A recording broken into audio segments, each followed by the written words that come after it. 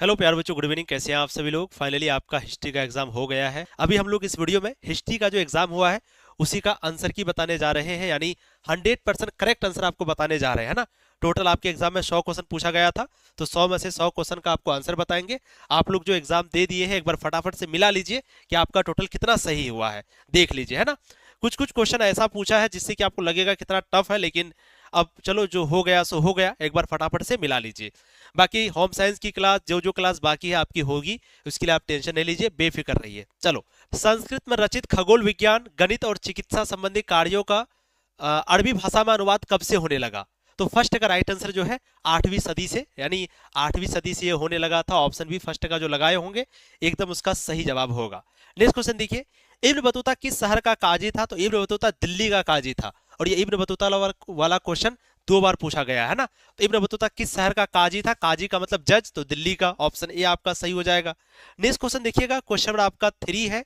उस भूमि को क्या कहा जाता है जिस पर कुछ दिनों के लिए खेती रोक दी जाती थी। तो देखिए, पोलज तो हमेशा खेती होता था, पोलज में बंजर में 5 साल के लिए खाली छोड़ा जाता था। लेकिन जो चचर है इसमें 3 से 4 साल के लिए, लेकिन जो परौती है इसमें 1 साल या उससे कम के लिए, है ना। तो उस भूमि को, उस जमीन को क्या कहा जाता था जिस पर कुछ दिनों के लिए खेत खाली, यानी कुछ दिनों के लिए खाली छोड़ दिया जाता था ताकि उनकी उर्वरा शक्ति वापस आ जाए। तो उस जमीन को परौती कहा जाता था। थर्ड का जो राइट आंसर बी लगाए होंगे एकदम उसका सही जवाब हुआ होगा, है ना। चलो जूम कर लिए। अगला क्वेश्चन, आईने अकबरी का लेखन किस वर्ष हुआ। यानी जो आईने अकबरी है इस किताब का लेखन कब पूरा हुआ। तो 1598 में, है ना। 1598 में आईने अकबरी का जो लिखने वाला काम है वो पूरा हुआ था। अगला देखिए, 1526 में पानीपत के युद्ध में बाबर ने किसे हराया। तो 1526 में पानीपत की लड़ाई हुई बाबर और इब्राहिम लोदी के बीच में। तो इसमें किसको हराया था, इब्राहिम लोदी को। ऑप्शन बी सही हो जाएगा। नेक्स्ट क्वेश्चन देखिएगा, क्वेश्चन नंबर आपका हो जाएगा 6। बाबरनामा किसकी रचना है। ठीक है, देखो कोई फेक फाक नहीं, बढ़िया से आपका 100% सही आंसर के साथ बताया जा रहा है। जो बच्चा हम लोगों से पढ़े होंगे उनका 100% 50 तो बन गया होगा, मुझे उतना यकीन है। और आपको जब हम करवाएंगे ना तो अच्छे से हो जाएगा। ठीक है, मैथिली की क्लास तो बाबू नहीं होगा, है ना। हाँ, जैक बोर्ड का जो 10 तारीख को ज्योग्राफी का एग्जाम है ना, सुबह सुबह आपकी एग्जाम होगी ज्योग्राफी की, मतलब क्लास होगी सुबह 5 बजे। बाबरनामा किसकी रचना है। अभी बाकी जो क्लास पहले हो गई ज्योग्राफी की वो करिए, फिर सुबह आपकी ज्योग्राफी की क्लास होगी। तो बाबरनामा किसकी रचना है, बाबर की। ऑप्शन बी आपका सही हो जाएगा। अकबरनामा किसने लिखा था प्यारे बच्चों। तो अकबरनामा के लेखक अबुल फजल है। नहीं, बिल्कुल सही। तो 7 का राइट आंसर आपका बी हो जाएगा। देखो आसान है, बाबरनामा के लेखक बाबर, अकबरनामा के लेखक अकबर। 1761 में पानीपत के तीसरे युद्ध में मराठे किससे हार गए थे। तो पानीपत का तीसरा युद्ध में जो मराठा है वो अहमद शाह अब्दाली से हार गए थे। ऑप्शन ए सही हो जाएगा। नेक्स्ट क्वेश्चन, रहट का वर्णन किस मुगल बादशाह ने अपनी आत्मकथा में किया था। तो बताइए, मुगल बादशाह जो बाबर था उनकी आत्मकथा था, है ना, तुजू के बाबरी। तो जो रहट, रहट क्या होता है। तो रहट वही कुएं से पानी निकालने के लिए जिस यंत्र का इस्तेमाल किया जाता था उस यंत्र को रहट कहते हैं। तो रहट का वर्णन कौन से मुगल बादशाह ने अपने आत्मकथा में किया, वह है बाबर। ऑप्शन ए आपका सही हो जाएगा। आईने अकबरी के किस भाग में उत्तर भारत के कृषि समाज का विस्तृत, आकर्षक और अत्यधिक जटिल दृश्य प्रस्तुत किया गया है। तो आईने अकबरी का कौन सा भाग है जहां पर उत्तर भारत के किसानों के बारे में वर्णन किया गया है। तो आईने अकबरी का तीसरा भाग, और तीसरा भाग को ही मुल्क आबादी कहते हैं। ये क्वेश्चन थोड़ा सा था जो बच्चा नहीं बना पाया होगा। चलो आगे देखिए, संस्कृत में रचित खगोल विज्ञान, गणित और चिकित्सा संबंधी कार्यों का अरबी भाषा में अनुवाद कब से होने लगा। तो देखो, संस्कृत में बहुत सारी चीजें लिखी हुई है, गणित में भी लिखी हुई है, चिकित्सा संबंधी बहुत सारी चीजें संस्कृत भाषा में लिखी हुई है, लेकिन वो अरबी भाषा में कब से ट्रांसलेट होने लगा। ठीक है, तो 11 का जो भी बच्चा लगाए होंगे 8वीं सदी, एकदम आपका सही हो जाएगा। जो भी बी लगाए होंगे 8वीं सदी से, नहीं, जो भी संस्कृत में लिखा हुआ था वो 8वीं सदी से अनुवाद होने लगा। ठीक है, हम लोग जब सेंटर मिलने गए थे ना तो बहुत सारा बच्चा है ऐसे देख रहा है, वो सोच रहा है अमन सर यहाँ आ गए, और उनको लग रहा है कि हम है ही नहीं हकीकत में। फिर बोलना पड़ता है कि बाबू हम ही है। इब्न बतूता किस शहर का काजी था। तो देखिए क्वेश्चन दोबारा आ गया है। इब्न बतूता दिल्ली का काजी था। ठीक है, काजी दिल्ली का था। दारा शिको का चिकित्सक कौन था। दारा शिको जो कि शाहजहां का बड़ा बेटा था उसी का चिकित्सक था फ्रांसवा बर्नियर। ठीक है, फ्रांसवा बर्नियर दारा शिको का चिकित्सक था। नारियल तथा नारियल तथा पान के पत्ते का वर्णन किस विदेशी यात्री ने किया था। ये सब क्वेश्चन सब कराए थे। नारियल तथा पान के पत्ते का वर्णन इब्न बतूता ने किया था। नेक्स्ट क्वेश्चन, पुरी के जगन्नाथ मंदिर में मूर्ति किससे बनी है। तो पुरी के जगन्नाथ मंदिर में जो मूर्ति है वो लकड़ी से बनी है, नीम की लकड़ी से, नीम की लकड़ी। ऑप्शन ए आपका सही हो, डी आपका सही होगा। सर इतिहास गवाह है, मेरा नाम कभी नहीं लेते मिस्टर गुप्ता। कल ही तुम्हारा नाम लिए हैं बाबू, ऐसा तो नहीं बोलो। जिसका नाम नहीं लेते हो बच्चा बोले तो चलेगा। निम्नलिखित में से कौन नयनार संतों के भजन का संग्रह है, यानी बताना है कि नयनार संतों का भजन का संग्रह कौन सा है। तो यहाँ पर आंसर तेवरम होगा, तेवरम है ना। नयनार संतों का तेवरम है, अलवाड़ संतों का नलियारा दिव्य परदम है। 16 का आंसर जो बच्चा बी लगाए हैं एकदम उसका सही जवाब है। नेक्स्ट क्वेश्चन देखिए, 12वीं सदी में बांसवाना के नेतृत्व में वीरशैव परंपरा का उद्भव कहाँ हुआ था। तो 12वीं सदी में बांसवाना के नेतृत्व में वीरशैव परंपरा यानी लिंगायत आंदोलन का जो उद्भव है वो कर्नाटक में हुआ था। ऑप्शन बी आपका सही हो जाएगा। नेक्स्ट क्वेश्चन देखिए, क्वेश्चन नंबर 18, तुर्की से आने वाले मुसलमानों को क्या कहा जाता है। तो तुर्की से आने वाले मुसलमानों को तुरुष्क कहा जाता है। ऑप्शन बी आपका सही हो जाएगा। सुल्तानुल मशेक है ना, ये सब करवाए थे कि सुल्तानुल हिंद कहते हैं मोइनुद्दीन चिश्ती को, सुल्तानुल मशेक कहते हैं निजामुद्दीन औलिया को। ऑप्शन ए आपका सही हो जाएगा, निजामुद्दीन औलिया। ठीक है, अगला क्वेश्चन, गुरु नानक का जन्म कहां पर हुआ था। गुरु नानक तो इनका जन्म हुआ था तलवंडी में, पंजाब में या अमृतसर में। तो यहाँ पर पंजाब ऑप्शन में है तो राइट आंसर ए लगा देंगे। नेक्स्ट क्वेश्चन देखिएगा, बंगाल में अस्थायी बंदोबस्त कब लागू हुआ था। तो बंगाल में अस्थायी बंदोबस्त 1793 में लागू हुआ था।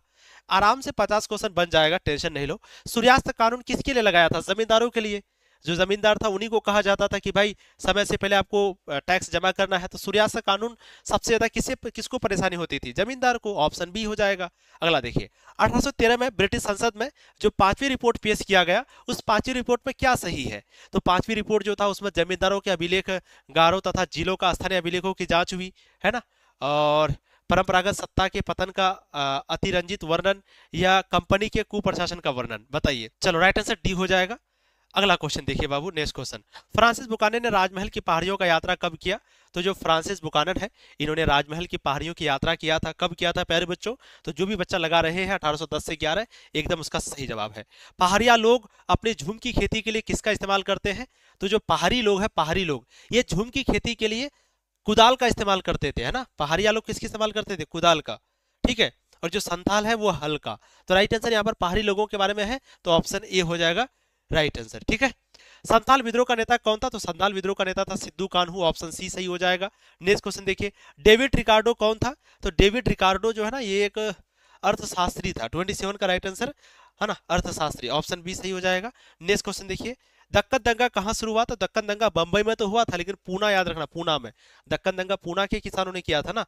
ऑप्शन ए सही हो जाएगा। नेक्स्ट क्वेश्चन देखिए, क्वेश्चन आपका हो जाएगा, बहादुर शाह जफर 1857 के विद्रोह के नेता कब बने।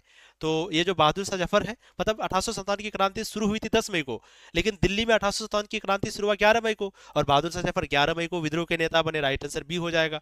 अगला क्वेश्चन, अवध पर सहायक संधि कब थोपी गई थी। अवध पर है ना, अवध पर क्या थोपी गई थी, सहायक संधि। तो पूछा गया कि ये जो सहायक संधि है वो अवध पर कब थोपा गया था। तो याद रखिएगा 1830 का राइट आंसर आप लोग का क्या दे रहे हैं, है ना, ये 1801 सही है। ठीक है, तो अवध पर सहायक संधि 1801 में लागू किया गया था। ऑप्शन बी सही हो जाएगा। 1955 में लोथल की खुदाई आरंभ किसने किया। 1955 में लोथल की खुदाई, तो लोथल की खुदाई एस आर राव ने ही शुरू किया था। राइट आंसर आपका सी हो जाएगा, S R Rao. Next question देखिए, क्वेश्चन आपका हो जाएगा 32, लोथल नामक हड़प्पा स्थल कहाँ स्थित है। तो लोथल नामक हड़प्पा जो स्थित जगह है वो गुजरात में स्थित है। ऑप्शन बी सही हो जाएगा। हड़प्पा सभ्यता की विशिष्ट पुरावस्तुओं में क्या शामिल है। देखिए, हड़प्पा सभ्यता की जो भी पुरावस्तु है, पुरावस्तु का मतलब होता है पुरातत्व है, तो पुरातत्व में क्या शामिल है, मोहर शामिल है, वाट शामिल है, पकी हुई ईंट, ये सभी को तो पुरातत्व कहते हैं। राइट आंसर आपका डी हो जाएगा। ठीक है, अगला क्वेश्चन देखिए, क्वेश्चन आपका हो जाएगा 34, प्राचीन वनस्पति के अवशेषों के, है ना, प्राचीन वनस्पति के अवशेषों के अध्ययन में विशेषज्ञ कौन होते हैं, है ना, विशेषज्ञ। तो ये दोनों, पूरा वनस्पतिज्ञ, पूरा प्राणी विज्ञानी, ये दोनों। राइट आंसर सी हो जाएगा यहाँ पर 34 नंबर का। ठीक है, नेक्स्ट क्वेश्चन देखिए, क्वेश्चन आपका हो जाएगा 35, मेसोपोटामिया के लेख में किसे नाविकों का देश कहा गया है। मेलुहा। मेसोपोटामिया के लेख में मेलुहा को नाविकों का देश कहा गया है। भारतीय पुरातात्विक सर्वेक्षण के पहले डायरेक्टर जनरल कौन थे। तो भारतीय पुरातात्विक सर्वेक्षण के पहले डायरेक्टर जनरल कनिंघम थे, अलेक्जेंडर कनिंघम। नेक्स्ट क्वेश्चन देखिए, क्वेश्चन आपका हो जाएगा 38, मोहनजोदड़ो किस नदी के किनारे स्थित है। तो मोहनजोदड़ो सिंधु नदी के किनारे है। ऑप्शन आपका बी सही हो जाएगा। ठीक है, अगला क्वेश्चन, मगध की प्राचीन राजधानी, तो मगध की सबसे पहले राजधानी क्या थी। राजगृह, राजगृह को ही तो राजगीर कहते हैं, यहाँ पर बी हो जाएगा। थोड़ा सा दिमाग लगाना था, वो 100% बन जाता है ना। कनिष्क अपने नाम के आगे क्या लगाते थे, तो कनिष्क जो है किस वंश से था, कुषाण वंश से। और कुषाण वंश के शासक अपने नाम के पहले देवपुत्र लगाते थे, तो कनिष्क अपने नाम के पहले देवपुत्र की उपाधि लगाते थे। राइट आंसर बी हो जाएगा। नेक्स्ट क्वेश्चन देखिएगा, करो या मरो का नारा किसने दिया, तो करो या मरो का नारा गांधी जी ने दिया था। ऑप्शन सी आपका सही हो जाएगा। नेक्स्ट क्वेश्चन देखिए, 1939 में फॉरवर्ड ब्लॉक नामक पार्टी की स्थापना किसने की, सुभाष चंद्र बोस ने। 100 क्वेश्चन अगर बनाएगा ना बच्चा, 100% उससे 50 बन जाएगा। 16 अगस्त 1946 को प्रत्यक्ष कार्यवाही दिवस की घोषणा किसने की, तो प्रत्यक्ष कार्यवाही दिवस जो है ये मुस्लिम लीग ने बनाया था। ऑप्शन बी आपका 43 का सही हो जाएगा, मुस्लिम लीग। चलो, भारतीय राष्ट्रीय कांग्रेस की प्रथम महिला अध्यक्ष कौन थी, है ना, तो कांग्रेस पार्टी की पहली महिला अध्यक्ष कौन थी, तो वो थी प्यारे बच्चों सरोजनी नायडू, जो यहाँ पर 44 का लगाए होंगे, है ना। चलिए बहुत अच्छा, जो डी लगाए होंगे एकदम उसका सही है। स्वतंत्र भारत के प्रथम भारतीय गवर्नर जनरल कौन थे, देखो यहाँ पर इस क्वेश्चन में पता नहीं कुछ बच्चे गलती कर दिए फिर से, जबकि इतना समझाए थे। स्वतंत्र भारत के प्रथम भारतीय गवर्नर जनरल, यहाँ पर भारतीय है, अगर भारतीय नहीं रहता तब लॉर्ड माउंटबेटन लगाते, लेकिन यहाँ पर भारतीय है, तो भारत का तो सी राजगोपालाचारी हो जाएगा ना, क्योंकि भारत से तो सी राजगोपालाचारी था, लॉर्ड माउंटबेटन तो भारत का था नहीं, तो वो तो होगा ही नहीं। ठीक है, चलिए सर फाड़ दी हिस्ट्री का, मेरा भी नाम लो प्रिंस। अच्छा चलो प्रिंस बाबू, कैसे हो आप, ठीक हो। संविधान सभा की, यहाँ पर भी कुछ बच्चे गलती कर दिए हैं। संविधान सभा की संघीय संविधान समिति के अध्यक्ष कौन थे, तो इसका राइट आंसर जवाहरलाल नेहरू होगा, जवाहरलाल नेहरू। संविधान सभा की संघीय संविधान समिति, इसके अध्यक्ष थे जवाहरलाल नेहरू, और प्रारूप समिति के अध्यक्ष थे भीमराव अंबेडकर, और संविधान सभा के अध्यक्ष थे राजेंद्र प्रसाद। तो यहाँ पर राइट आंसर ऑप्शन ए होगा, जो लगाए हैं ए उसका सही है। अब देखो 13 दिसंबर 1946 को तीसरी बैठक हुई थी, आपको पता है, और उस समय उस बैठक में संविधान सभा के सामने उद्देश्य प्रस्ताव किसने पेश किया, जवाहरलाल नेहरू ने। देखो यहाँ भी जवाहरलाल नेहरू आंसर है, यहाँ भी जवाहरलाल नेहरू आंसर है, तो कभी कभी एक क्वेश्चन ना मतलब ऐसा क्वेश्चन पूछ लेता है उसी से रिलेटेड वाला। ठीक है, तो 13 दिसंबर 1946 को संविधान सभा के सामने उद्देश्य प्रस्ताव पेश किया था जवाहरलाल नेहरू ने। अगला देखिए, भारतीय संविधान कब लागू हुआ, 26 जनवरी 1950 को। राइट आंसर आपका बी हो जाएगा। नेक्स्ट क्वेश्चन देखिए, अंतरिम सरकार में कानून मंत्री कौन था, अंतरिम सरकार में कानून मंत्री तो ये थे जोगेंद्र नाथ मंडल, है ना। 49 का राइट आंसर यहाँ पर जो बी लगाए होंगे सही है, जोगेंद्र नाथ मंडल। पृथक निर्वाचिका की मांग पर बहस करते हुए संविधान सभा में किसने कहा, देखिए पृथक निर्वाचिका की मांग पर बहस करते हुए संविधान सभा में किसने कहा कि अंग्रेज तो चले गए मगर जाते जाते शरारत के बीज बो गए। तो अंग्रेज जब हम लोग आजाद हो रहे थे, देश का बंटवारा हो रहा था, तो उस वक्त में जब संविधान बन रहा था, तो उस समय ये बात किसने कहा कि अंग्रेज तो यहाँ से चले गए लेकिन जाते जाते शरारत के बीज बोते गए। ये बात कहा था किसने, ये बात कहा था बी पोकर बहादुर ने। 50 का राइट आंसर हो जाएगा, हाँ बी पोकर बहादुर सही है। तो ये बात बी पोकर बहादुर ने कहा था, 50 का राइट आंसर सी, इसी ने कहा अंग्रेज तो चले गए लेकिन शरारत करके गए यहाँ से। ठीक है सर मेरा, अच्छा कोई बात नहीं, कोई बात नहीं, ठीक है। अब देखो 1857 के विद्रोह के समय अवध में डंका शाह के नाम से कौन जाना जाता है, मौलवी अहमदुल्ला शाह। देखो जो झारखंड बोर्ड से है, हम तुमको कह रहे हैं जो भी क्लास लिए हैं यही क्लास आपको पूछा जाएगा, इससे बाहर नहीं आएगा, आप यकीन मानिए। ठीक है, और वही चीज को बार बार हम लोग क्या पढ़ाएंगे, वही चीज को आप वीडियो देख लो स्पीड में, समझ गए, कोई नया चीज नहीं पूछा जाएगा, बस इतना आप यकीन करिए। 51 का मौलवी अहमदुल्ला शाह, ऑप्शन बी बिल्कुल सही। नेक्स्ट क्वेश्चन देखिए, क्वेश्चन आपका हो जाएगा किस गवर्नर जनरल ने एनफील्ड राइफल का इस्तेमाल शुरू किया जो सिपाहियों के विद्रोह का कारण बना था, तो बताइए एनफील्ड राइफल, है ना, यानी कि जो बंदूक है उसका नाम समझो एनफील्ड है, और इसी की वजह से 1857 की क्रांति हुई थी। तो 1857 की क्रांति कब हुई, कैनिंग के समय, कैनिंग जब था गवर्नर जनरल, और कैनिंग ने ही एनफील्ड राइफल का इस्तेमाल करने बोला था जिसमें चर्बी वाला कारतूस लगा होता था। तो राइट आंसर हो जाएगा, उस वक्त में गवर्नर जनरल कैनिंग था। थोड़ा सा दिमाग लगाते ये बन जाता है ना। कानपुर में विद्रोह का दमन किसने किया, ये जो कानपुर में विद्रोह हो रहा था, विद्रोह कर कौन रहा था कानपुर में, विद्रोह कर रहा था कौन कानपुर में, नाना साहेब, लेकिन खत्म किसने किया, कैंपबेल ने। कैंपबेल, यही कैंपबेल है जो बहुत बड़े सेनापति थे, जो कि बहुत सारे लोगों को हराया है। 1857 के विद्रोह के समय इंग्लैंड का प्रधानमंत्री कौन था, लॉर्ड पामरस्टन, ऑप्शन ए आपका सही हो जाएगा। नेक्स्ट क्वेश्चन देखिए, कुंवर सिंह कहाँ के जमींदार थे, तो जो कुंवर सिंह है ये जगदीशपुर के जमींदार थे, ऑप्शन आपका बी सही हो जाएगा। खूब लड़ी मर्दानी वो तो झांसी वाली रानी, ये पंक्तियां किसने लिखी, तो सुभद्रा कुमारी चौहान ने। कितना आसान सब क्वेश्चन है, आप लोग 50 नहीं बना पाए कुछ बच्चा अगर। फोर्ट विलियम किस शहर में है, तो फोर्ट विलियम कोलकाता में है बाबू। कितना बार कराए हैं बताइए, पूरा क्वेश्चन देखोगे तब ना आसान लगेगा। विक्टोरिया टर्मिनस का निर्माण किस स्थापत्य शैली में है, कितना बार बताए थे कि जो विक्टोरिया टर्मिनस है ये नवगोथिक शैली से है। और इन गेटवे ऑफ इंडिया इंडो सार्सेनिक शैली से है, ये भी बहुत बार बताए थे। ऑप्शन ए आपका सही हो जाएगा यहाँ पर। सुएज नहर व्यापार के लिए कब खोला गया था? 1869 को सुएज नहर खोला गया था व्यापार के लिए, ये भी कई बार बताए थे। महात्मा गांधी जी दक्षिण अफ्रीका से भारत कब लौटे थे? 1915 में। 1915 में महात्मा गांधी जी वापस आए थे, ऑप्शन सी सही हो जाएगा। चर्ट होगा इसका, चर्ट, ठीक है, ये नहीं चर्ट। हड़प्पाई जो वाट है वो किस पत्थर से बनाए जाते थे? चर्ट इसका राइट आंसर होगा। 36 का सही कर लेना आप लोग, है सो सॉरी। चलो अब आ जाओ, यहाँ पर हम लोग थे किस में, हम लोग किस में आ गए थे? महात्मा गांधी दक्षिण अफ्रीका 1915 में वापस आए थे, है ना। भोपाल की किस बेगम ने, हाँ यहाँ भोपाल की किस बेगम ने सांची में एक संग्रहालय और अतिथिशाला बनाने के लिए अनुदान दिया? बताइए। तो भोपाल की किस बेगम ने सांची में, है ना, भोपाल की किस बेगम ने सांची में एक संग्रहालय और अतिथिशाला बनाने के लिए अनुदान किया था? तो बिल्कुल वो है सुल्तान जहां बेगम ने। ऑप्शन बी आपका सही हो जाएगा। नेक्स्ट क्वेश्चन, सुकरात कहाँ के चिंतक थे? बताइए, सुकरात कहाँ के चिंतक थे? तो जो सुकरात है ये यूनान के चिंतक थे, ऑप्शन बी आपका सही हो जाएगा। बहुत अच्छा, सुकरात यूनान के। स्तूप का संबंध किस धर्म से है? तो स्तूप का संबंध आपका बौद्ध धर्म से था।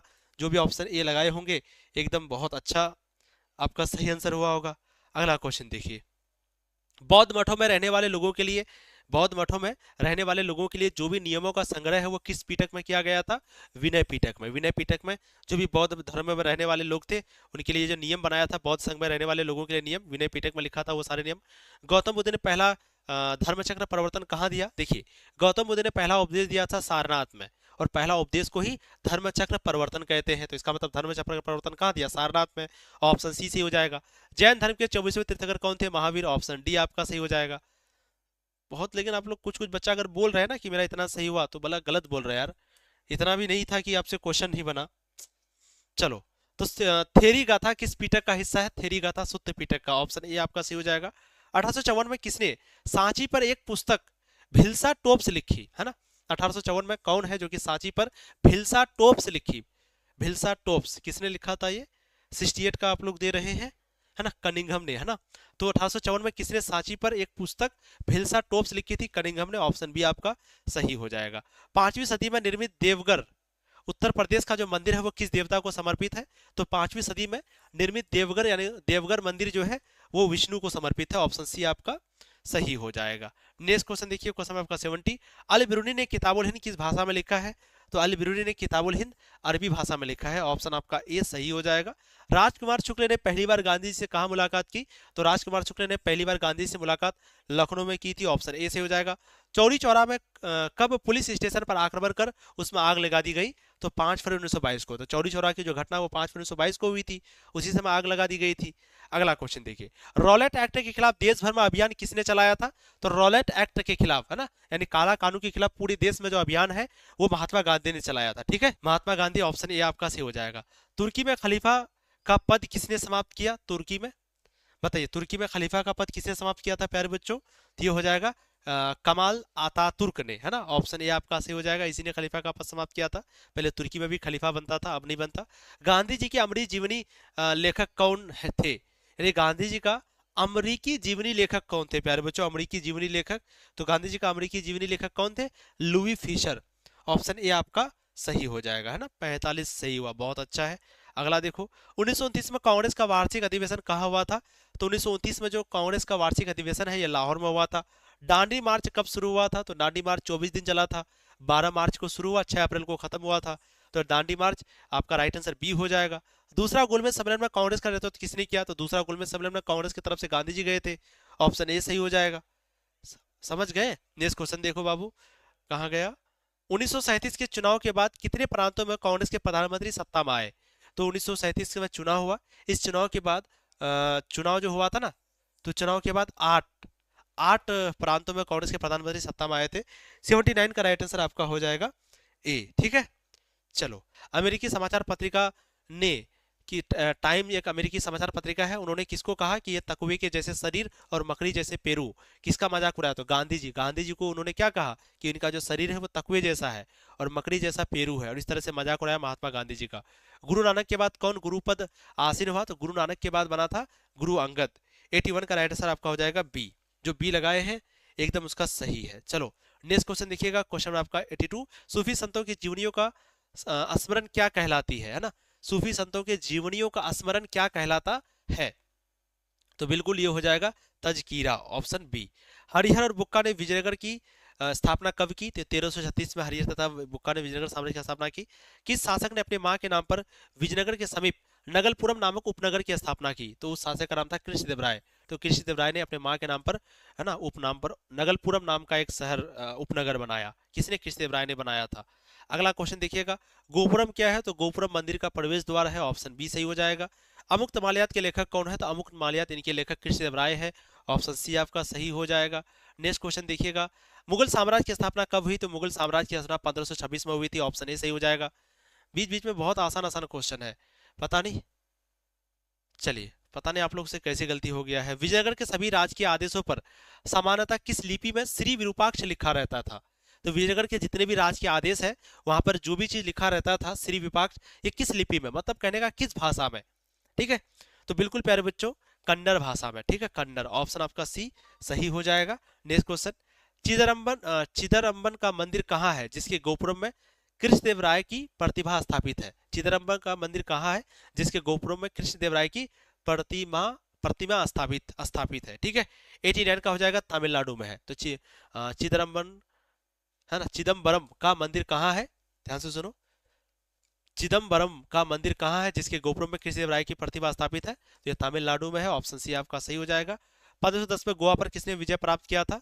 तो 1510 में गोवा पर पुर्तगाली ने विजय प्राप्त किया था, ऑप्शन ए आपका सही हो जाएगा। गोवा पर कब्जा किया था पुर्तगाली ने। नेक्स्ट क्वेश्चन, तमिल संगम साहित्य में अधिमई किसे कहा जाता? अधिमई पूछा गया था, है ना, अधिमई। तो तमिल संगम साहित्य में जो अधिमई है प्यारे बच्चों, वो कहा गया था दास को। ठीक है, बाण भट्ट ने हर्ष चरित किस भाषा में लिखा? तो बाण भट्ट ने क्या लिखा था? हर्षचरित। ये किस भाषा में लिखा था? तो ये लिखा था संस्कृत भाषा में, ऑप्शन ए से हो जाएगा। अशोक के अभिलेखों में मुख्यतः किस लिपि का उपयोग किया गया है? तो अशोक के अभिलेखों में मुख्य रूप से ब्राह्मी लिपि का, ब्राह्मी, ज्यादातर ब्राह्मी लिपि का प्रयोग किया गया है। तो 93 का आंसर हो जाएगा, ये अवंती नहीं होगा, गांधार होगा, गांधार, ऑप्शन डी आपका यहाँ पर सही होगा। चलो अगला क्वेश्चन, रोमन साम्राज्य में किस भारतीय वस्तु की मांग भारी मांग थी? तो रोमन साम्राज्य में किस भारतीय वस्तु की भारी मांग थी, बताइए। तो 95 का राइट आंसर हो जाएगा, है ना, मसाले, कपड़े, जड़ी बूटी, ये सभी चीजों का बहुत ज्यादा मांग था रोमन साम्राज्य में। ठीक है, अगला क्वेश्चन, चीनी यात्री वेहनसांग किसके शासनकाल में भारत आया था? तो चीनी यात्री वेहनसांग पूछा है ना, फायान नहीं। फायान तो चंद्रगुप्त द्वितीय के शासनकाल में आया था, लेकिन वेहनसांग किसके शासनकाल में आया था? तो वेहनसांग जो है ये हर्षवर्धन के शासनकाल में आया था। ठीक है, 96 का राइट आंसर आपका हो जाएगा डी। नेक्स्ट क्वेश्चन देखिए, अष्टध्यायी के लेखक कौन है? तो अष्टध्यायी के लेखक पाणिनि है क्या? 97 का राइट आंसर ए हो जाएगा, बहुत अच्छा। अगला क्वेश्चन देखिएगा, मनुस्मृति का संकलन कब हुआ था? तो मनुस्मृति का संकलन 200 ईसा पूर्व से 200 ईस्वी के बीच। नेक्स्ट क्वेश्चन, सातवाहन शासक किस वर्ण के थे? तो सातवाहन शासक ब्राह्मण के थे, है ना, ब्राह्मण के थे, जबकि राजा क्षत्रिय ही बन सकता है। एकलव्य और द्रोणाचार्य की कथा महाभारत के किस पर्व में है? एकलव्य और द्रोणाचार्य की जो कथा है ये महाभारत के आदि पर्व में है। टोटल पर्व की संख्या कितनी है? 18। चलिए ठीक है, 52 नंबर अभी हम लोग क्लियर कर देते हैं। पहले देखिए, हम आपको जो सुबह सुबह क्वेश्चन कराए थे ना, सुबह सुबह, तो उससे देखिए कितना क्वेश्चन आया है। ठीक है, सुबह सुबह जब हमको क्वेश्चन करवाए थे, सबसे पहले एक क्वेश्चन बनाए थे, सिंधु घाटी सभ्यता के नगर नियोजन प्रणाली का वर्णन करें। 5 नंबर का आपको बताए थे कि किस तरह से सड़क होता था, किस तरह से घर होता था, किस तरह नगर होता था। ये क्वेश्चन आ गया है सुबह वाला। फिर एक ये वाला क्वेश्चन कराए थे, बौद्ध धर्म के पतन के कारण का उल्लेख करें, ये भी क्वेश्चन आ गया है। चलो, फिर ये क्वेश्चन आपको सुबह कराए थे, संथाल विद्रोह के कारणों का विवेचना करें, यानी संथाल विद्रोह क्यों हुआ? तो भाई संथालों की जनसंख्या बहुत ज्यादा बढ़ने लगी थी, इसलिए अंग्रेज अत्याचार करने लगा, इसलिए संथाल विद्रोह हुआ, ये भी बताए थे आपको। फिर 1857 के विद्रोह में असफल क्यों हो गए, ये भी आपको बताए थे। क्यों असफल हो गए थे? क्योंकि एक साथ क्रांति शुरू नहीं हुआ, अलग अलग लोगों ने अलग अलग जगह पे क्रांति शुरू किया। ठीक है, फिर अगला क्वेश्चन हमने सविनय अवज्ञा आंदोलन की प्रमुख विशेषताओं के बारे में बताए थे। सविनय अवज्ञा आंदोलन दांडी मार्च से शुरू हुआ था, नमक कानून कैसे तोड़ा था ये बताए थे। भारतीय संविधान के निर्माण में डॉक्टर भीमराव अंबेडकर की भूमिका का मूल्यांकन करें, ये भी बताए थे। एक question, 2 question, 3 question, 4 question, 5 question, 6 question, यानी सुबह एक क्लास से 6 क्वेश्चन आपका आ गया। बाकी मौर्य साम्राज्य का नगर प्रशासन और मनसबदारी व्यवस्था भी पहले पर आए हैं, बट सुबह जो क्लास लिए थे आपका 7 बजे 6:30 बजे, उससे 5-6 क्वेश्चन आ गया है। बाकी लघु उत्तरीय प्रश्न तो लगभग सभी आ गया है ना। दक्कन विद्रोह, विद्रोह के 2 कारण लिखिए, हम बताए थे विद्रोह के 2 कारण। रैयतवाड़ी बंदोबस्त का कब और किसने की, हाँ ये नहीं पढ़ाए थे। दिगंबर श्वेतांबर कौन है? वर्ण और जाति में 2 अंतर बताइए, बताए थे। वर्ण जो है जन्म के आधार पर नहीं, मतलब वर्ण जो है काम के आधार पर होता है, जाति जन्म के आधार पर। दूसरे विश्व युद्ध के ये वाला नहीं, ये हाँ। अच्छा, मंत्रिमंडल ने त्यागपत्र क्यों दिया, ये भी पढ़ाए थे, त्यागपत्र क्यों दिया। दांडी यात्रा का क्या उद्देश्य, अशोक आंदोलन के दो कार्य लिखे, भारतीय संविधान में समवर्ती सूची क्या है, समवर्ती सूची, संघ सूची, राज सूची, सब पढ़ाए थे, है ना। ये नहीं पढ़ाए थे, दो क्वेश्चन नहीं पढ़ाए हैं। दो, कैबिनेट भारत क्यों आया, गुरु नानक का जन्म कहाँ हुआ था, बंडे ने सती प्रथा के विषय में क्या लिखा। ठीक है, गोत्र से आप क्या समझते हैं, भारत में पहले सोने के सिक्के किसने और कब चलाए, ये भी नहीं। तीन, तीन, खेत बटाई और लांग बटाई क्या है। चार, ठीक है, चार। उसके बाद लगभग 4 या 5 क्वेश्चन जो है आपका लघु उत्तरीय प्रश्न में 30 में से 25 या लगभग 25 क्वेश्चन आपका आया है। ठीक है, आपकी वीडियो देखकर गया था, मैं पढ़ा नहीं था सर। 29 सही हुआ, मैं आपका ही वीडियो देखकर गया था, कभी पढ़ा नहीं था कभी भी, क्योंकि मैं इंजीनियरिंग कर रहा हूँ, पुलिस भरने के लिए 12 दे रहा हूँ।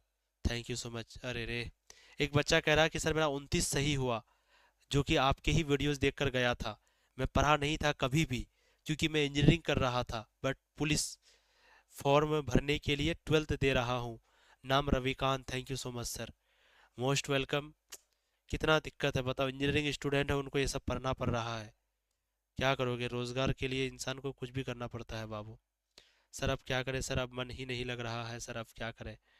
कोई बात नहीं निशा शर्मा, अभी थोड़ा मस्ती कीजिए, आराम कीजिए और खाइए पिए सो जाइए, ठीक है, फिर कल बात होगी, ठीक है।